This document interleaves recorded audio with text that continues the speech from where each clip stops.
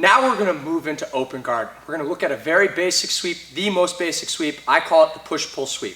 But Patrick right here, he has a best friend named Scarlett. That's his dog. Awesome dog. He shows weekly pictures of it, and I give him crap about it all the time. So we're gonna dedicate this move to his dog. We're gonna call it the Scarlett sweep. So I've got closed guard. Patrick's done a good job. He started to stand up. When he stands up, immediately I'm gonna move my feet to the hips. Come back down. Let's talk a little bit conceptually, okay? I never want to let Patrick break my legs open. And I'm not saying that as I'm so awesome that he can't pass my guard, but if Patrick ever opens my legs, it should be like this gigantic surprise to me. What I am saying is if he starts to pass, I need to open my legs on my own accord. I should never let him break them open. I guess that's a roundabout way of saying that, but when he's going to open my legs, I want to open them up on my own terms.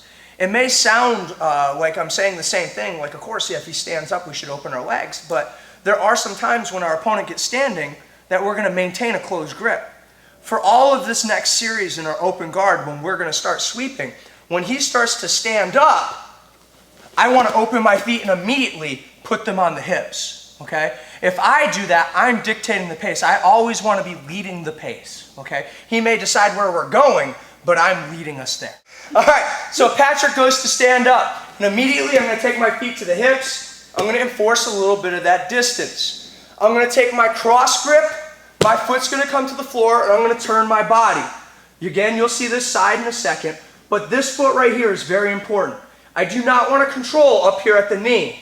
If I control at the knee, Patrick can push it to the floor, and now it's not really dominating his ankle. He can step back with his ankle. That's not what we want, okay? So what I want is this foot, once I've turned, I want it to catch at the heel, okay, down here by his ankle. And I have come a little bit more flat to my back. Now what I'm going to do is I'm going to start to push with my left foot. I'm going to pull with my right hand and the left hand. I'm going to pull both hands and push with my foot. Ideally, that's going to plop him over. When he starts to fall, I want to use the energy that's stored in this arm, and nice and tight, I want to use that energy to pull me up. So if I'm here, I push, pull, I stand. Once I've stood him up, I'm going to stuff that leg, and I'm going to go to knee on belly, okay? Once I go to knee on belly, I'm stuffing that hand all the way over, making it very difficult for him to turn into me. Control, he stands. Awesome, feet to the hips, enforce that space. Cross grip, foot to the floor, turn my body. Outside foot controls at the heel, push, pull, up, and I take him over.